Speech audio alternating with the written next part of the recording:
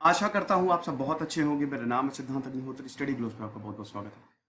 दोस्तों, कल तक मैं सब इन्वायरमेंट खत्म कर दूंगा, तो ये तीसरा मॉड्यूल भी पूरा हो गया है। तो इस लेक्चर में हम एनवायरमेंट डिस्कोर्सेज और एजेंडा की बात करेंगे। ट्विटर पे मैं आ गया हूँ, इंस्टा पे भी हूँ, डिस्क्रिप्शन और कमेंट बॉक्स में लिंक दिया है और यहाँ से आप हमारी पीडीएफ ले सकते हैं। टेलीग्राम चैनल है। देखो, डिस्कोर्सेज की बात करें तो हम इंडस्ट्रियल और कॉलोनियल डिस्कोर्सेज की बात करते हैं, ठीक है। इंडस्ट्रियल रेवोल्यूशन की आपको पता ही है कि इंडस्ट्रियल रेवोल्यूशन जब आया तो सब कुछ बदल गया।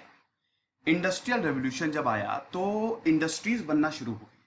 अब ये इंडस्ट्रीज, आप जरा एक कंसेप्ट समझिए, ठीक है। अगर आप कैपिटलिस्ट इकोनॉमी की बात करें या किसी भी इकोनॉमी की बात करें तो एक आता होता है आपका प्राइमरी सेक्टर। प्राइमरी सेक्टर जैसे खेती, ठीक है, वाटर मैनेजमेंट, ये बेसिकली नेचर से डिराइव होता है, समझ रहे हैं। जो आपके नेचुरल रिसोर्सेज हैं उनको आप कैसे, फिर आपका होता है सेकेंडरी सेक्टर। अब सेकेंडरी सेक्टर में आपका इंडस्ट्रियल आ गया, इंडस्ट्रीज। प्राइमरी सेक्टर, नेचर से जो रिसोर्सेज मिलते हैं वही तो आप इंडस्ट्रीज, वही चीज तो आप बनाएंगे। जैसे मान लीजिए कि ट्रेन में अगर आपको जैसे कॉलोनीज स्लीपर्स बनाती थी या फर्नीचर, तो फर्नीचर के लिए जो लकड़ी है वो प्राइमरी सेक्टर से आएगा ना, पेड़ों से आएगा, फॉरेस्ट से आएगा, और उसको आप जाके बनाएंगे। तो इंडस्ट्रियल रेवोल्यूशन में जब मशीन्स बनी तब हम देखते हैं कि नेचुरल रिसोर्सेज का जो एक्सप्लॉयटेशन है वो शुरू हुआ, भयावह एक्सप्लॉयटेशन शुरू हुआ। इसीलिए ब्रिटिशर को आज जो प्रॉब्लम चल रही है ना एनवायरमेंट की, ब्रिटिश को उसका जनक माना जाता है, यूरोप को उसका जनक माना जाता है, और सबसे ज्यादा ब्रिटिश, क्योंकि ब्रिटेन ने भर भर के नेचुरल रिसोर्सेज को एक्सप्लॉइट किया, फॉरेस्ट के फॉरेस्ट उजाड़ डाले। हालांकि यह भी बोला जाता है कि ये ब्रिटिश ही थे जिन्होंने कंजर्वेशन स्टार्ट किया। इस लेक्चर में हम थोड़ा सा ब्रिटिश को, थोड़ा सा क्या पूरा ब्रिटिश को विलेन की तरफ प्रोजेक्ट करेंगे, लेकिन कुछ अच्छी चीजें भी देखेंगे। तो हम ये देखते हैं कि इंपॉर्टेंट एरिया जैसे इंडस्ट्रियलाइजेशन किसका किसका हुआ। सबसे पहले तो एग्रीकल्चर का इंडस्ट्रियलाइजेशन हो गया, डेमोग्राफी का इंडस्ट्रियलाइजेशन हो गया, इनलैंड ट्रांसपोर्ट, इनलैंड मतलब आपका जो रेलवे हो गया और आपका रोडवे हो गया, और जो भी ट्रांसपोर्टेशन सिस्टम है उसका आपका इंडस्ट्रियलाइजेशन और टेक्नोलॉजी नई नई आई, ट्रेड एंड इंडस्ट्री बनी। सबसे ज्यादा एक्सपेरिमेंट तो सॉइल यूसेज के साथ हुए। एग्रीकल्चर में जब तक सॉइल बढ़िया नहीं होगी, सॉइल की फर्टिलिटी कितनी है, हम सही अमाउंट ऑफ क्ले और लाइम को मिक्स करके सॉइल बनाते थे, मतलब सॉइल में वो डालते थे, सॉइल की फर्टिलिटी जो है वो बढ़ाई जाती थी। क्रॉप रोटेशन शुरू हुआ, नई टेक्निक जैसे प्लॉइंग हो गया, आपका क्रॉप रोटेशन हो गया, और ग्रेजिंग को एनकरेज किया जाता था। नए फर्टिलाइजर्स आए, सॉइल एग्जॉस्टन के लिए क्या करें हम, सॉइल इरोजन के लिए क्या कर सकते हैं, selective breeding of sheep and cattle, ये सब शुरू हुआ। ऐसी फार्मिंग शुरू की गई, मतलब एग्रीकल्चर का इंडस्ट्रियलाइजेशन शुरू हुआ। अब जब भी एग्रीकल्चर का इंडस्ट्रियलाइजेशन शुरू होगा तो आप समझ ही सकते हैं कि फॉरेस्ट को ही तो काट के खेत लगाए जाएंगे ना, तो ऑब्वियस सी बात है कि नेचुरल रिसोर्सेज का एक्सप्लॉयटेशन होगा ही होगा, ठीक है। उसके बाद दोस्तों सबसे इंपॉर्टेंट जो यूज हुआ वो हुआ कोक का। शुरुआत में इंडस्ट्री जो थी कोक पे चलती थी, है ना। ब्लास्ट फर्नेस में कोक को पिग आयरन के लिए यूज किया जाता था, पिग आयरन कोक के लिए, कोक से बनाया जाता था। 1760 में जो तो कॉस्ट प्राइस था चारकोल का वो 2 यूरो था पर टन। बाद में ये दोस्तों बहुत ज्यादा बढ़ गया, ठीक है। 2 यूरो से बढ़ के दोस्तों ये आई गेस 55 या 60 यूरो तक चला गया था, ठीक है। और जैसे जैसे वक्त आगे बढ़ा वैसे वैसे कॉस्ट जो है चारकोल बहुत इंपॉर्टेंट होता गया। दूसरा सिग्निफिकेंट चेंज कॉटन। कॉटन की बात करें तो कॉटन का प्रोडक्शन, कॉटन एक ऐसा कमर्शियल क्रॉप था जिसने यूरोप को बहुत अमीर बना दिया, और कॉटन की ही वजह से स्लेवरी शुरू हुई। अमेरिका में भी, साउथ में अमेरिका में कॉटन की खेती जो है ना, कपास की खेती, भाई कॉटन के क्लोथ हर किसी को अच्छे लगते हैं। और भाई कपड़ा लत्ता मकान नहीं, रोटी कपड़ा मकान, ठीक है। तो रोटी कपड़ा मकान में से कपड़ा सबसे इंपॉर्टेंट है। भाई आपको तन ढकने के लिए कपड़ा चाहिए ना, रहे तो आप कहीं पे भी लेंगे, नहीं ऐसा बात नहीं है, वैसे मकान में ही रहेंगे, लेकिन कपड़ा इंपॉर्टेंट है। तो कपड़े की क्वालिटी बढ़ाई गई, कॉटन का यूज बढ़ा, तो कॉटन की डिमांड पूरी दुनिया में बढ़ी। अब कॉटन ब्रिटिशर, कपास की खेती बहुत मुश्किल होती है हाथों से, ठीक है, उसमें आपकी इंडस्ट्रीज काम नहीं आएंगी, वो हाथों से करनी पड़ती है। तो कॉटन एक कमर्शियल क्रॉप है, और जैसे ही कॉटन आया दोस्तों अमेरिका में स्लेवरी शुरू हुई, क्योंकि अमेरिका में कॉटन कल्टीवेशन तो पकड़ पकड़ के स्लेव्स को लाए और कॉटन कल्टीवेशन में ढकेल दिया गया। तो हम ये देखते हैं कि चारकोल और कॉटन ने इंडस्ट्रियलाइजेशन को बदल दिया। इंडस्ट्रियल रेवोल्यूशन, अब यही कॉटन जब इन बड़ी बड़ी इंडस्ट्रीज में जाती थी तो कपड़ा बन के तैयार हो जाता था। इंडिगो, भारत से इंडिगो लाते थे, कॉटन के कपड़े पे इंडिगो नील डाल दिया जाता था क्योंकि नील की मांग बहुत ज्यादा थी। उसके बाद फिर इंग्लैंड का जो ट्रेड था, ट्रेड बहुत इंपॉर्टेंट, इंग्लैंड की नेवी तो सबसे बेहतरीन थी ना, इंग्लैंड की नेवी को तो कोई टक्कर ही नहीं दे पाता था, इतनी तगड़ी थी। इनलैंड ट्रांसपोर्ट बढ़ा, फिर उसके बाद टेक्नोलॉजी बढ़ी, ठीक है। अब दोस्तों जब ये सब हुआ तो अच्छा खासा डिस्ट्रक्शन हुआ, तगड़े तरीके से इन्होंने लैंड को और फॉरेस्ट को डिस्ट्रॉय किया, ठीक है। इंडस्ट्रियलाइजेशन की अगर बात करें ना तो ये बहुत ही इंपॉर्टेंट पार्ट हो गया बाद में। देखिए जब इंडस्ट्रीज आई तो ये लोगों के लिए तो बहुत बेनिफिशियल था, लोगों को कैपिटलिज्म आया और लोगों के पास चॉइस बढ़ गई, लोग जो चाहते थे वो खरीद सकते थे, वो पहन सकते थे, बहुत इंपॉर्टेंट। अब जब ब्रिटिश भारत में आए, इंग्लिश भारत में आए, भारत में क्या था, इंडस्ट्रियलाइजेशन बहुत तगड़े से फैल गया, इसलिए क्योंकि भारत में भर भर के नेचुरल रिसोर्सेज मिलते थे। देखो एक चीज, एक कंसेप्ट समझो, आपको रॉ मटेरियल चाहिए, ठीक है, मैंने बताया ना अभी प्राइमरी सेकेंडरी, तो रॉ मटेरियल आपके प्राइमरी सेक्टर मतलब फॉरेस्ट से आएंगे, ठीक है। मैंने आपको एग्जांपल दिया कि अगर आपको टेबल बनानी है तो वो आपकी जो टेबल है आपके घर में, जो लकड़ी की अलमारी है वो जंगल से आई है, हमने जंगल से वुड को लिया है, पेड़ को काटा है और वहां से हमने लकड़ी को लिया है, वहां से आपकी टेबल बनी है। तो रॉ मटेरियल के लिए आपको फॉरेस्ट चाहिए। भारत एक गिफ्टेड कंट्री है और भारत में नेचुरल रिसोर्सेज बहुत ज्यादा थे।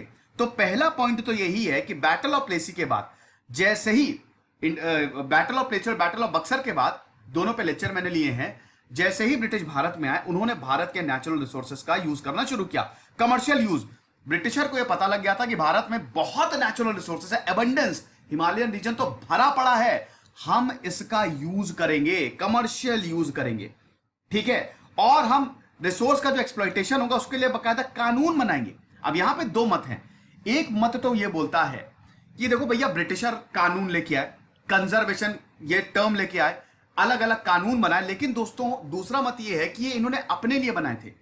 वही चीज है ना कि अगर मैं आपके साथ कुछ गलत कर रहा हूं और गलत करने में मैं अपने इंटरेस्ट के लिए कुछ कर रहा हूं, ठीक है, और अपने इंटरेस्ट के लिए कुछ करने में आपका कुछ भला हो जाए तो इसमें मुझे श्रेय नहीं जाएगा, मैं तो अपने लिए कर रहा हूं ना, उसमें लकीली आपका भला हो गया। तो ब्रिटिशर क्या कर रहे थे, ब्रिटिशर ने कानून तो बनाया, फॉरेस्ट पॉलिसी लेके आए, लेकिन भारत के नेचुरल रिसोर्सेज को उन्होंने जबरदस्त तरीके से एक्सप्लॉइट किया। और ये आसान थोड़ी ना था, ये आसान नहीं था, ये जो इंडस्ट्रियलाइजेशन था ये बहुत मुश्किल था, क्योंकि भैया भारत अलग है, भारत में फॉरेस्ट पे जो राइट्स हैं वो कम्युनिटीज के हैं, वो ट्राइब्स के हैं, वो इतनी थोड़ी से आसानी से घुसने देंगे। तो इन्होंने बहुत ही चालाकी से धीमे धीमे करके कानून लाके फॉरेस्ट पे अपना अधिकार जमाया, ठीक है। अब हम दोस्तों बात करते हैं कि कैसे एनवायरमेंटल डिस्कोर्स हुआ। देखो सिंपल सी बात है, यूरोपियन कॉलोनाइजर्स जो थे उन्होंने भारत के इकोसिस्टम और पॉपुलेशन को पूरा बर्बाद कर दिया। ये जहां पे भी जाते थे यही करते थे, वीड एनिमल डिजीजेस लेके आइए, ठीक है। यूरोपियन जो अपने साथ, देखो यूरोपियन जहां पे भी जाते थे ना, जैसे चिकन पॉक्स, स्मॉल पॉक्स, ये सब अपने साथ लेके जाते थे। ये बीमारी जो है ना बड़ी बड़ी यूरोप से ही आई। ऑस्ट्रेलिया में जो जेनोसाइड हुआ है उसमें बहुत सारे लोग तो यूरोप की बीमारी से ही मर गए। तो भारत में भी जब ये आए ना तो अपने साथ एनिमल्स और डिजीजेस साथ में लेके आए, साथ ही साथ फ्लोरा एंड फौना को, ह्यूमन सोसाइटीज को बर्बाद कर दिया। नया यूरोपियन, न्यू वर्ल्ड, ये बोलते थे कि हम तो न्यू यूरोप बनाने आए हैं, और न्यू यूरोप ये बना के भी चले गए। क्योंकि आप देखिए कि हमको आजादी तो मिल गई 1947 में, लेकिन आज भी हम वेस्ट से आजाद नहीं हो पाए हैं। हमारा कल्चर काफी वेस्ट है, इसमें कोई बुरी बात नहीं है, लेकिन अगर वो कल्चर आपके ऊपर हावी हो जाए तब बुरी बात है। फिर उसके बाद यूरोप ने बायोलॉजिकल एक्सपेंशन भी किए, ठीक है। मिडिल ईस्ट, चाइना, इंडिया तक यूरोप आ गया था, स्पेशली ब्रिटेन की अगर बात करें तो बहुत इंपॉर्टेंट है। उसके बाद पॉपुलेशन डेंसिटी जो थी, डिजीजेस का रेसिस्टेंस जो था, एग्रीकल्चर टेक्नोलॉजी और सोफिस्टिकेटेड सोशल पॉलिटिकल ऑर्गेनाइजेशन, इन सारी चीजों ने क्या किया, यूरोप का इंपीरियलिज्म यहां पे फैला। यूरोप को लगा था कि देखो पॉपुलेशन डेंसिटी इतनी बढ़िया है, डिजीज का रेजिस्टेंस यहां पे अच्छा है, एग्रीकल्चर टेक्नोलॉजी, हम ये सारी चीज यूज करके अपने साम्राज्यवाद का विस्तार कर सकते हैं, ठीक है। अब यूरोप कानून बनाते थे, ठीक है। याद रखिएगा कि इन्होंने ट्रॉपिक्स को पूरी तरीके से तो यूरोप इसका यूरोपनाइजेशन नहीं किया, लेकिन कानून बना के इन्होंने काफी हद तक हम देखते हैं कि सोर्सेस को यूज किया। तो कंट्रोल जो है वो इंग्लिश के पास आ गया। और ये कंट्रोल दोस्तों जब दीवानी राइट्स बंगाल, बिहार, उड़ीसा के मिले 1757 1764 में, उसके बाद फिर सिल्क, इंडिगो, स्पाइसेस, इन सब की मांग जो थी ना, भारत में जो क्रॉप्स उगते थे इनकी मांग बहुत ज्यादा थी। तो भैया जो इतनी, अगर इतनी मांग होगी तो जाहिर सी बात है ये फिर यहाँ पे इसका कमर्शलाइजेशन करेंगे। तो ब्रिटेन जो था, ब्रिटिश जो था, वो जो किसान थे उनके ऊपर प्रेशर डालता था कि आप जबरदस्ती ये उगाओ, जमीन हो चाहे ना हो, उसकी इजाजत देती हो चाहे ना हो, आपको उगाना पड़ेगा और इसके लिए हम आपको सपोर्ट करेंगे। दोस्तों ब्रिटेन ने पूरा इंपोर्ट करना शुरू किया। अब यही फिर इनका एजेंडा बन गया बाद में। इन्वायरमेंट एजेंडा की बात करें तो भैया देखो, ब्रिटेन अगर भारत के रिसोर्सेज को यूज कर रहा है तो ऐसे तो यूज करेगा नहीं ना, उसको परमिशन लेनी पड़ेगी। रामचंद्र वो यहाँ पे लिखते हैं कि ब्रिटेन ने अपना फॉरेस्ट डिपार्टमेंट बनाया, लेकिन वो ऑटोक्रेटिक था। देखिए यहाँ पे जो फॉरेस्ट के पास, जो फॉरेस्ट के राइट्स थे वो ट्राइब्स के थे, पेजेंट्स के थे, लेकिन इन्होंने कानून बना के इनको बिल्कुल साइड में कर दिया। तभी हम 19th सेंचुरी में देखते हैं बहुत सारे फॉरेस्ट प्रोटेस्ट हुए हैं गांधीयन पीरियड में, ठीक है। लेकिन इंडिपेंडेंस के बाद 1947 में ब्रिटेन चले गए, उसके बावजूद हमने कुछ नया नहीं किया। जो ब्रिटिश पॉलिसी चला रहे थे वही हम चलाते आए हैं भाई। 1947 के बाद भी दोस्तों चिपको मूवमेंट हो गया, नर्मदा बचाओ आंदोलन हो गया, सेव साइलेंट वैली, कितने सारे मूवमेंट हुए हैं एनवायरमेंट को लेके। तो यानी कि ब्रिटेन तो चले गए लेकिन अपनी लेगेसी छोड़ गए। हम वो पॉलिसी अभी तक फॉलो करते आ रहे हैं। कॉलोनियल पॉलिसी जो थी ना, वो हमारे एनवायरमेंटल इश्यू में हाईलाइट करती है। हमने जो एक्ट आया, इंडियन फॉरेस्ट एक्ट आया 1892 का, वहां से ज्यादा, अभी मैं एक एक फॉरेस्ट एक्ट आपको बताऊंगा, ठीक है। अगले लेक्चर में हम फॉरेस्ट एक्ट्स की बात करेंगे। तो दोस्तों वो बेसिकली आपके ब्रिटेन से ही तो ली गई है उठा उठा के। तो भले ही हमको आजादी मिल गई लेकिन हम ब्रिटेन से आजाद नहीं हो पाए। उसके बाद दोस्तों इनको चाहिए था, देखो ये एजेंडा सेट करते थे अपना, और इनको चाहिए था इंडस्ट्रियल रेवोल्यूशन के लिए रॉ मटेरियल, ठीक है। अब रॉ मटेरियल तो इनको चाहिए था, चारकोल का यूज करते थे, लेकिन फिर वुड आया सामने, वुड का इन्होंने यूज करना शुरू किया। इनको चाहिए था, मैंने बताया इनकी नेवी बहुत तगड़ी थी तो इनको टिम्बर चाहिए था, ठीक है। शिप को बनाने के लिए, शिप लकड़ी से बनेगा तो उसके लिए इनको टिम्बर चाहिए था। और जब ये भारत आया, इंडियन टीक डिस्कवर हो गया, और इंडियन टीक सबसे बेहतरीन लकड़ी वहां से ही आपको मिल जाएगी, ठीक है।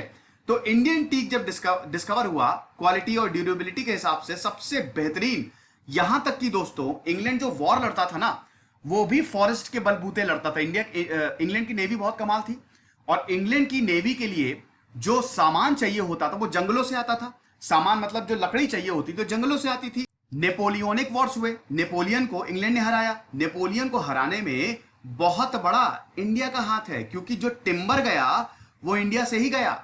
ईस्ट इंडिया कंपनी ने मराठा को हराया, इधर मतलब अल्टीमेटली अपना आधिपत्य स्थापित किया, मराठा को हराया, और इधर सिखों को हराया। वो सब भारत के ही रिसोर्सेज पे बलबूते पे हराया।